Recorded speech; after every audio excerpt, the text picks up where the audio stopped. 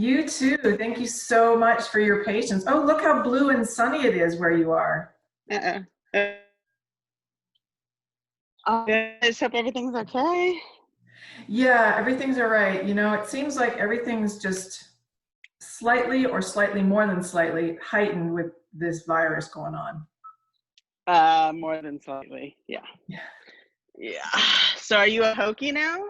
I am a Hokie now, as of All right. effective last Monday, although we did move to Blacksburg a couple of months ago since I had the summertime to do research. So we went ahead and made our way over here. Nice. My husband did his master's there when we were in DC. Oh, nice. So we have an abundance of Hokie gear if you are ever in need.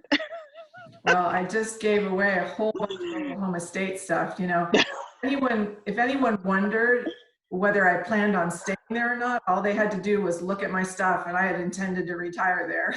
Yeah. There was no evidence of an apparent move in the future. Yeah, you're in a good home though, Blacksburg. Yes, absolutely. Yeah. So your world's good? Yeah, it's funny. That was just reminding me. I think last time we were there our oldest was probably like 2, and I was giving a talk, and we had all taken a week off. We were going around vacationing, and and I knew it too. I was like, okay, you two are not going like Hokie shopping. And of course, they took off and came back after I gave the talk, and they're both head to toe. Well, we're headed over to Boone this weekend, and I just packed my Hokie sweatshirt, which I love. So yeah, I'm all in. So hopefully there won't be another move in the future. The plan is here now, especially. What department are you in? Sociology, with affiliation with a new center called Coastal VT. Oh, okay, cool. So yeah, just that's getting up and running. Awesome. Led by some geoscience folks. Cool. You know Betsy Taylor, who I work with? Yes. Because she was based out of well, kind of like she had her research affiliation with Virginia Tech for years and years and years. And where's she now? Lexington. Okay. Yeah, but she'd been there for quite a number of years. All right. It's a good home. Great. Thank you so much for, again, taking the time and for your patience with the rescheduling. Yeah, no worries. Because I know you've got another meeting. I'm so sorry. Things just oh gosh, no, yeah. I totally understand, and I'm just grateful for what you can provide. Some of them have been going as long as an hour and a half, but most of mine have been 40 to 45 minutes. So we should be fine. Spot on. All right. I'll talk fast. Okay. Well, if you wouldn't mind to please state your name and your affiliation. Julie Moldanado, Livelihoods Knowledge Exchange Network, Lycan. All right. And could you tell me a little bit about your professional background? I'm a public anthropologist by trade. I guess a recovering anthropologist in most ways. And most of my work focuses, I'm at the intersection of climate and development, really focused on climate adaptation and resilience, as well as disaster recovery, emergency preparedness, mitigation approaches. And so really looking at kind of between disasters, climate development, and particularly a focus for a long time on issues of displacement and community relocation. So when did you and how get involved with disaster research? I guess I was doing kind of more humanitarian activist work before ever going back, thinking of grad school and working with asylum seekers who were displaced by oil corporations. And so looking at the raping of their land due to oil production and development and extraction. And sometime later, this led me down the road to graduate school where I was really focused on development displacement. But at this time, it was really becoming more and more at the front and center about climate displacement. And not as many folks were looking at it then, and kind of bridging together the intersection between these issues of development, climate, disasters. And when I started, it led me really to that's what led me to working in coastal Louisiana, because was ironically, I ended up there just after the BP spill, but was planning on there before, because it was a place where it wasn't just about looking at Katrina or subsequently looking just at the BP spill, but how we are in this context of successive cascading layered disasters. And so really my interest has been more at that cascading effect than necessarily any one single disaster event, which also intersects with thinking about the long-term climate trends. Which leads to the next question, which you basically already answered, but just to double check here. Is there a seminal disaster event that has really shaped your way of thinking about disaster research? I'd say Hurricane Katrina in some ways, but more just on not necessarily the research level as personal as I was living on the Gulf Coast, and I moved actually just 3 weeks before Katrina hit. And kind of seeing that devastation and response, or lack thereof, coming after I had been working disaster relief. And that kind of really led me to wanting to understand further, what was at the root of what was really going on here. So while it wasn't until some years later that I was actually getting into disaster research. I think looking back, that probably was one of the more seminal events. And then just growing up, it's interesting. I think I've been drawn more to those kinds of disasters where growing up, it was always earthquakes and fires, and that just seems normal, right? Depending on where you are. Right. So I'm seeing here that your COVID study is Indigenous and Earth Sciences and Practices in COVID-19. Oh, from the Converge. Yeah, does that sound right? Well, I'm going to take a step back here. Prior to this particular pandemic situation, is there anything in particular that you were working on in terms of your research? Yeah. I'm not doing, I'm affiliated with the university, but I'm, for the most part, my work isn't like academic research, I think in kind of that sense, where a lot of my work is really of more community based, where we're contracted and asked by communities to come and be working on the ground, and then also more at kind of a 30,000 foot level too, in the sense of doing a lot of facilitation and instruction for working, especially with a lot of tribal communities and staff on their climate adaptation work. Mm-hmm. So since that was what you have been doing, how does that relate to what you might be doing now with respect to the pandemic?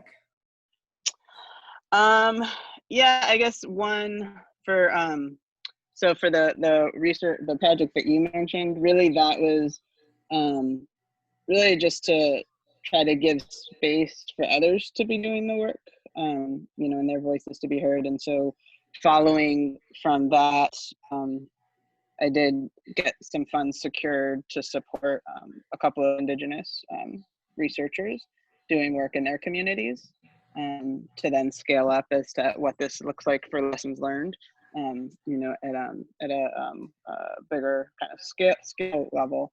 But it's really just to support them in the work, as opposed to being kind of on the ground myself. And then the second thing we were doing with the Converge was as part of a group looking at successive disasters, which actually is one that I'm looking to directly kind of me be doing which you might be getting contacted soon, more of the research myself of looking at, we developed a questionnaire for really understanding, people who have either survived and or responding to a recent disaster, and that's still going on while they're now responding to the pandemic. And it's changed my work in the sense, so I do a lot of work with ITAP, Institute for Tribal Environmental Professionals, and part of my job is working with them on these cohorts they run with a lot of kind of tribal staff and managers, usually focused on climate adaptation planning. The next one that we're starting this fall, that's already in play, was looking at hazard mitigation, and work with folks on the hazard mitigation plans.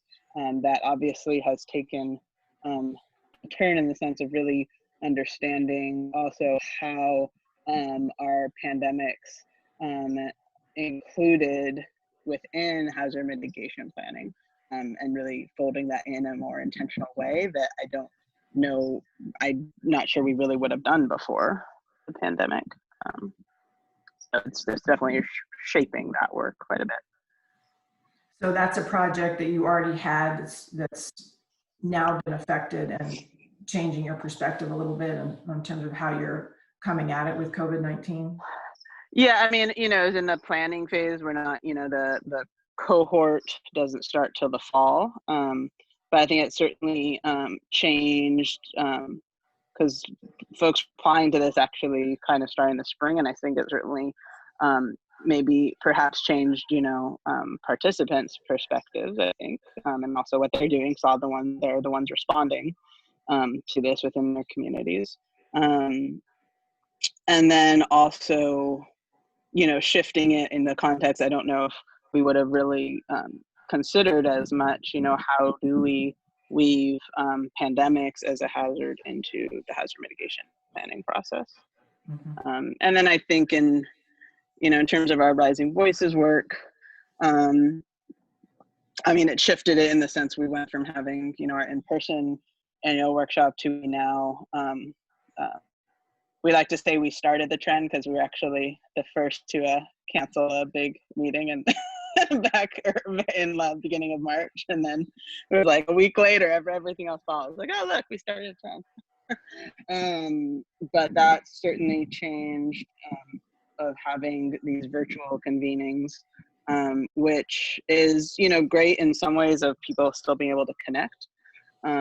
Being able to come together still as community. It's definitely changes the dynamic, it's it's not, it's much more appropriate, I think, for most cultures where you would be coming face to face, and that always is what feels better and is more appropriate, right, of building relationships and trust. And that's what a lot of this work is about. I think we've found creative ways with our partners to still continue forward together, and continue building the community even while we can't be physically together. Mm-hmm. In terms of the Converge association that you have, could you talk a little bit about that? What do you mean? So you mentioned that you were involved with the Converge through the Hazard Center. Did I misunderstand that? Are you part of a working group? Oh, so the study that you referenced, I was one of the leads for that working group, Converge, and then as part of a different working group through the Culture and Disaster Action Network that's focused on the successive disasters. Okay. So you were part of both of those? Yeah. So as I understand it, we're also part of one of the working groups. We're kind of a different animal since we already had this project going on. Have you all already set your research agendas then? Yeah, so the one that you were talking about, that was something we had already started on, and then this So in a similar vein, like, this was something we were doing anyways, and then the Converge thing appeared, and it was like, oh, great. That's another way to help bolster. But so that was something that was really continuing, and it's really having been able to get some other funds to be able to support the on the ground research that folks are doing now. And so that is something ongoing. We're also looking through that to do. We had done an initial questionnaire with our RV community, our Rising Voices community. That was really it was back early April. And so it was very, kind of initial responses. And so as part of the research that a couple Indigenous scientists are doing now, part of that, we're looking to do a follow-up questionnaire of, really of seeing, how people are continuing to find ways to thrive, now that we're so many months later. And I think that the responses will likely be, there'll be some similarities, but I think of, that was a very initial kind of raw things, where I think this is looking more at the longer term, but particularly understanding the intersections between COVID and climate change. So what are the, really thinking about what are the climate and environmental factors and how do these intersect as well. Do you have plans to do more work in this arena, like as in going after more grant funding or that kind of thing? Or do you see this as something that converges, sorry for that, with the work that you've got going on this fall, and then that's enough for you? Or do you plan on broadening that?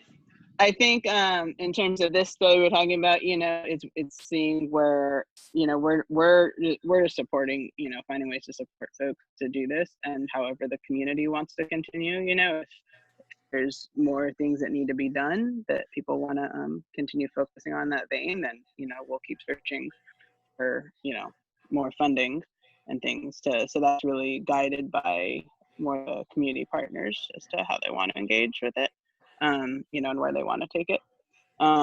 For the successive disasters, that's something that I think, we're just doing now and kind of beta testing, gently, not making this it wasn't intended to be like a big research project. We were certainly always, at the back of the mind, where does this go? I think a bigger question is just going to be capacity of there's never enough, and especially now. So I think what I ideally would like to do with it and what's practical are two very different things. In terms of the two Indigenous researchers that you worked with or to facilitate what they've got going on, where are they located? They're in Hawaii and Oklahoma. Okay. So you've got a nice geographic diversity there, at least. Yeah, and I mean, and with the work looking at the successive disaster, that's all over. That's mostly national, although a couple of folks are also looking at some international contexts. So it's one of those things. The work is very place-based, but also connecting places together. Yeah. Are there any things in particular that you hope to accomplish with your research in this arena? Let's focus on the one this fall that you're the hazard mitigation project. I mean, that's not like research, that's just a job. Okay. I mean, the goal of that, I mean, the purpose really is to support tribes in developing their hazard mitigation plans, right? Because it's such a circular thing. Unless you have the plans, you can't get the hazard mitigation funding, and you need hazard mitigation funding to be able to actually do this stuff, So really just looking at that first step of, I forget the exact number or something, I don't know, it's only about 40% or maybe less of tribes that actually have a plan. And so there's, folks are doing various things of either, you have to renew these every 5 years. So some folks, have plans and they're looking to revise them. Some are just starting on this process for the first time. And the goal is really just to overall support those who are working to develop their plans for the tribe. So I know that most of the work that you're doing is very applied.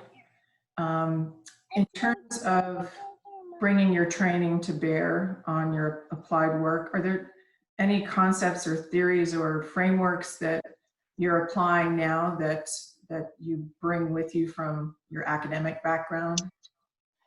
Yeah, I think that's a good question. I think overall it's really, and I find myself a lot, just even on a local call here with the county yesterday, it's, constantly reminding folks of how we're using this idea of, and people are talking about this idea of vulnerable communities, right? And understanding what shaped that vulnerability and really pushing back on who they're calling vulnerable and what they're calling vulnerable. Because unless you're really going to address what is causing this, everything, these quote solutions are all at this very deep surface level. Or at this superficial level. And so really, using that kind of theory to guide it, as well as I think that comes more from academic training of the scholarship is, really seeing that through a diversity of knowledge systems and ways of knowing, and the connection between groups, that things aren't in silos, that really when you're looking for those innovative solutions and for new ideas, it's bringing, bridging across different entities, different groups, different, who's considered a responder even. And so how do we really strengthen and enhance that connective tissue between groups who often, may or may not be in communication, in the especially thinking about disaster recovery's process. And I think, a lot of that comes from, being engaged in the scholarship around those ideas. You mentioned the work that you had already ongoing that you brought to the table in terms of some of the Converge work, the working groups. Are those all existing collaborations, or have you gained new collaborators as a consequence of the working groups that you've been part of? It's almost entirely existing. There's always, one or two folks kind of weaving in, right, off of those extended relationships, but these are all existing relationships, existing collaborations, which I think is, and that's a good question. I know it's because it's the ball. Go find another one. The dog took the ball. How dare he? But I think, especially in, times of disaster, that of having built those relationships and collaborations before is the critical part, right? When the disaster hits, that's not the time to start building trust and to start getting to know each other. And so I think that this is a classic example in the disaster sense, right, of having those relationships beforehand so that you can actually be doing something together. When something happens, that's not the time to be starting together. Mm-hmm. So I'll combine a couple of these questions here, because basically some of them aren't applying specifically, since you're not focused on a particular project or those kinds of things right now with respect to COVID. But what are the challenges that you are facing conducting your everyday work that are associated with the pandemic? Being a full-time working mom and without and doing school and no childcare. I'd say the overarching. Probably not what you were going for. No, that's fine. Wait, say the question again. What are the primary challenges associated with conducting your research in the context of this pandemic? And your work is very applied, so I use it to research. I think what's challenging is, while I do work with folks in a lot of different places, and so we're not always together, that there are those points that we are coming together in person and having those check-ins, and that, and I'm realizing how critical that is to, you know, to carry on our relationships in a really deep and meaningful way that's fulfilling, I think, at a personal level.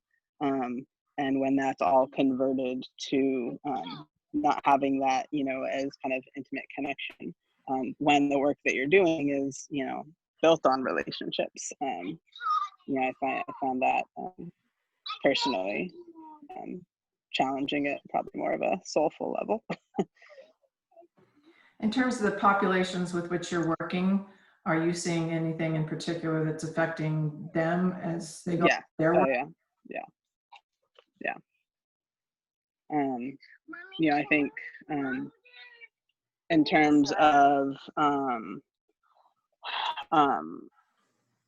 one of just how much, you know, a lot of the folks I work with, it's, you know, these are big familial networks and connections, and, you know, on one hand, people being isolated from each other, and then the other of, you know, multi-families living in a small space, like exactly how do you want us to do social distancing, physical distancing?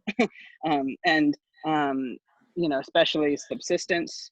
I mean, it's interesting on one hand, there's, I think the tremendous impact on our subsistence, and then also small scale kind of commercial fishers and agriculture. But that what's fascinating in a positive sense, well, on one hand, I think, well, people are being cut off from being able to access a lot of their traditional resources and traditional foods. On the other hand, more people are turning to that in kind of rejuvenating ways, and turning back to the traditional medicines for healing and for, you know, for their own you know, physical and spiritual well-being.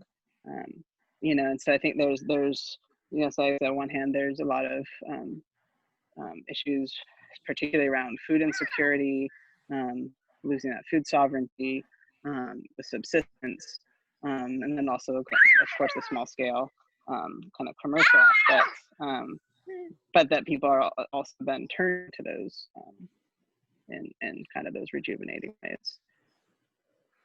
Are the people that you're talking about talking directly about the pandemic, or these observations, or are they communicating with each other and you about how the situation is unfolding for them? Yeah, I mean, it's through communication and kind of how they're perceiving it and what they're experiencing, and observing, either be it themselves directly or, you know, within their families. So how are you balancing the situation of being a full-time mom? Not well. You see the bags? You care to share anything more about that? No, yeah, I mean, I think what's important to think on, I mean, my husband and I talk about this a lot, like I think that this highlights how our society, I mean, it highlights that so much, but also highlights how unsupportive our society is for the family, and how isolated it can already be. And I mean, we keep saying, you know, we're about as privileged as it gets in this context. You know, we both have to keep our jobs, you know, be able to be home, have secure shelter. We have health insurance, particularly his job, you know, with his job at the city, it's very secure. So like we are light years, you know, fortunate, you know, beyond what most are able to have right now. And we're like barely holding it together. So, and I think that the concerning, I mean, it depends. I mean, we happen to have very young children. So, you know, it's going to be a factor as well if you have kids that are older and kind of more independent, which also is going to come with other challenges. But I think that one thing this really highlights is, we talk a lot about my organization, is how much care work is so underappreciated, undervalued, and that people in the society and people providing that care work are deeply underappreciated and undervalued. And so, you know, it's not that there is an abundance more care work happening. It's just has a kind of a spotlight on it now. Mm-hmm. And so, I mean, before this pandemic, I would have said, our society is made to, as like a working mom, it kind of makes you feel like you're failing on all levels. And I think that this just highlights those factors, especially, and care work comes in many different forms, many different levels, right? Whether it's for like your own direct children, for, children that you're caring for community members, for your community activities, for, elderly, comes in all forms that people are providing this care work. And so not to isolate it just to like, if you have small children, but that I think that that's one thing I would like to see emerge from this, right, is how are we actually valuing the kind of care work that happens throughout families and communities, and how that's supported better. Mm-hmm. And remind me how many kids you have and what ages they are? We only have two, so one is 2 and one is 6. All right, thanks. So we're in the thick of it. Absolutely. And next pandemic, I don't want to have to be potty training anyone. Sounds about right. Yeah. So this last question may actually have more impact on your work and your thinking than the others, and that has to do with the Black Lives Matter demonstrations and how they might be affecting your work. Yeah, I think I don't know, there's so many different levels to that. I mean, as a I think just personally, I've struggled with wanting to just be more supportive, even locally, just of friends who have been, doing a lot of the organizing and leading demonstrations, and trying to figure out how to do that with, during a pandemic when I still have one kid who's licking everything in sight.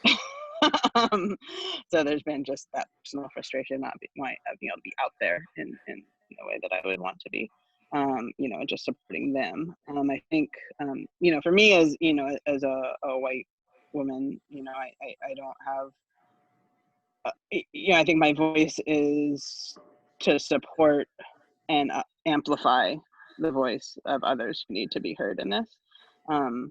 That, one thing that, becomes a little dangerous in this context, or kind of, these ideas that swirl around of this kind of like, I've heard a lot of people call it kind of this oppression Olympics, right? That just that in supporting and uplifting and amplifying certain voices at certain moments doesn't mean that you're dismissing or diminishing the voices of others. So it's not either or, it's yes and. So that that we continue to center the voice of all people of color, but that there's certain moments that yes, you are going to try to amplify those voices, and that what I've really learned through some things that we've been doing in this process is also looking at especially in the work that I do, that it's not creating a dichotomy of for example, like, Indigenous and Western, that there's many diverse ways of knowing and knowledge systems, and that in the work that we're doing, the goal is really to continue to center Indigenous voices and Indigenous knowledges, but it's a yes and, right? It's centering those voices and those knowledge systems while also recognizing how much diversity is included within that, and bringing in a greater diversity of knowledges, because that is, again, where the innovation lies. And so, I think what it's really done is just further fuel, directions that we've been working on, of making sure, of really checking ourselves of, okay, we say we have, we work through these certain value sets, these guiding principles, these anti-racist principles we have, but now it's how are we making sure that we're really holding ourselves accountable to that. And I think that it's come at a time too, just in our work, that we've been kind of making this transition as how do we bring in more diversity of knowledges, and this really, was kind of that slap in the face to show really why it is so essential and critical. And so continuing to try to provide that space for the voices that need to be heard, that have a lot more wisdom and experience and knowledge than I'm gonna have.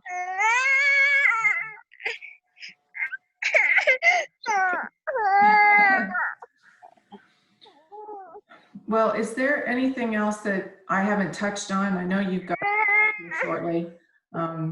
Again, the situation is somewhat unique relative to the other quote unquote researchers that we've been talking with. But I think that perspective you bring to bear is really important. Well, that's where, I was, wanting to highlight it's more, I'm still engaged in research, but I think not necessarily that traditional kind of sense, and how to, it's kind of more supporting, other folks doing the work. Okay, I'm gonna come put it on. Go ask Daddy to put it on, okay? Go ask Daddy and I'll be right there. I'd love to learn, just in thinking especially about kind of where we're going from here, and looking at these successive disasters and the context of COVID, just stay engaged with what y'all are finding too, and seeing where this takes you. Yeah, absolutely. So what's the main kind of goal that y'all are trying to pull together? So it got me to thinking about this when I conceptualized the project initially, quite frankly, was Katrina, and watching so many of my colleagues in the field and new people in the field. And I had actually just moved to Michigan at that point. And so I wasn't in a position to be involved with that seminal event, essentially. And as this emerged, I thought, I have something to offer here, but I don't want to be in the field doing research on COVID-19, because I think there are people who are better positioned to do that than I am. It's not really in my wheelhouse, and I thought that I should step back and see if there were ways that I might be able to support others. And so what I came up with was this, in that hopefully what we find from researchers who are involved in this type of situation is that we can figure out what kinds of they might need, what kinds of challenges they're facing, and to inform agencies in particular about the ways in which their support might help people who are in the field, people who are operating on a day-to-day basis. And so keeping that in mind, I'm not sure, we're trying to decide whether this is going to look like a book or whether this is going to look like a white paper. Some of it's emergent in that we're not really sure what we're going to hear, since this is relatively new to all of us. So that was the driver behind it. And again, thinking about people that aren't being focused on, and that's folks who are in fact doing research and contributing to the body of knowledge. Yeah, that's cool. I mean, that's where, I'd love to see where it goes. I mean, especially, I think that's a lot of alignment, in a sense of a lot of the work I'm doing of not being led directly on the ground, but how to support, and which includes understanding what those challenges are. Yeah. Yes, ask your sister. Yeah. This is good work. Thank you.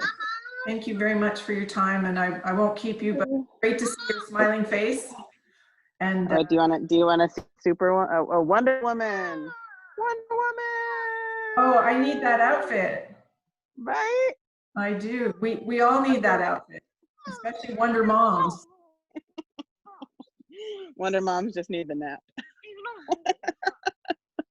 All right, Julie. Well, it was good to see you. I hope you have a great weekend. You too. We'll be in touch. All right. Take care. Bye. Bye.